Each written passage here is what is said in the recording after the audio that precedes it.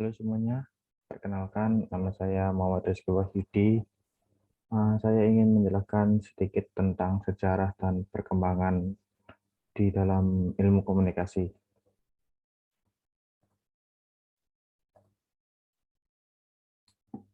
Secara ilmu komunikasi pada mulanya hanya merupakan upaya atau cara manusia untuk menyampaikan ide, gagasan, kemauan, hasrat, dan lain sebagainya.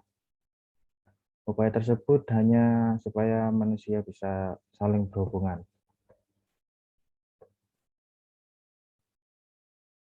Pada perkembangan awal, batasan komunikasi yang dapat kita terapkan adalah percakapan atau penyampaian gagasan antar manusia secara lisan dan bertatap muka, baik berupa pidato maupun diskusi.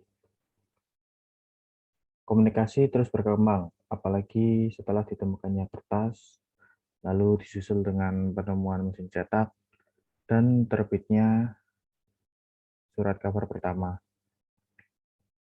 Setelah surat kabar, ditemukanlah radio, film, televisi, dan beberapa media lainnya.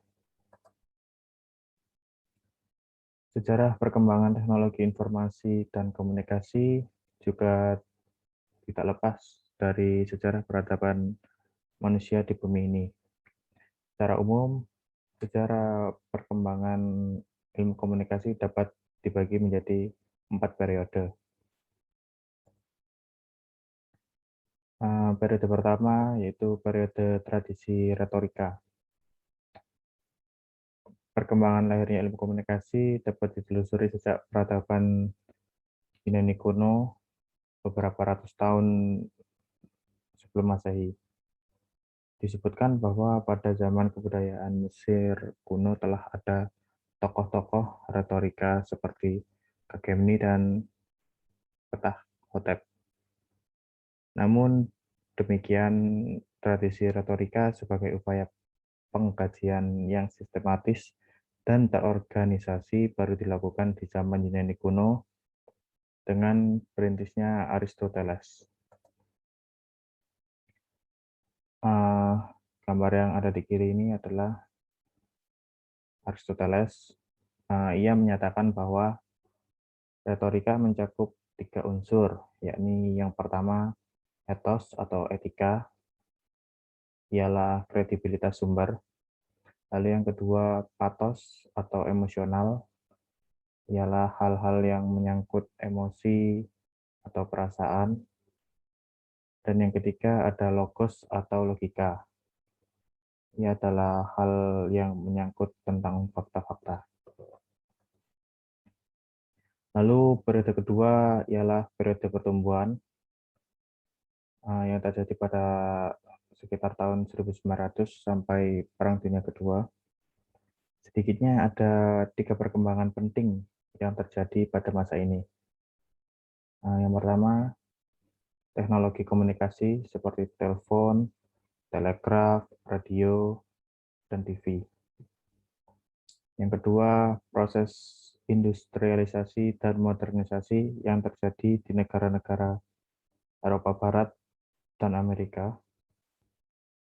Yang ketiga adalah pecahnya Perang Dunia Pertama dan Kedua. Lalu periode ketiga adalah periode konsolidasi yang terjadi sejak Perang Dunia Kedua hingga sekitar tahun 1960-an. Pada masa ini, konsolidasi pendekatan ilmu komunikasi sebagai ilmu pengetahuan sosial yang bersifat multidisipliner atau mencakup berbagai ilmu mulai terjadi. Kristalisasi ilmu komunikasi ditandai oleh 3 hal, yaitu adanya adopsi perbendaharaan, istilah-istilah yang dipakai secara seragam, lalu munculnya buku-buku yang membahas tentang pengertian dan proses komunikasi, lalu adanya konsep-konsep baku tentang dasar-dasar proses komunikasi. Pada periode keempat, teknologi komunikasi, yang terjadi sekitar tahun 1960-an hingga sekarang.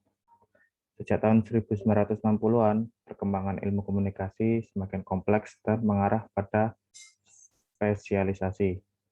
Periode masa sekarang juga disebut sebagai periode teknologi komunikasi dan informasi. Menurut Everett M. Rogers, era komunikasi terbagi menjadi 4, yaitu yang pertama komunikasi tulisan, yang kedua komunikasi cetak, dan yang ketiga komunikasi telekomunikasi, dan yang keempat komunikasi interaktif. Mungkin sekian sejarah dan perkembangan dalam ilmu komunikasi yang dapat saya sampaikan. Sekian dan terima kasih.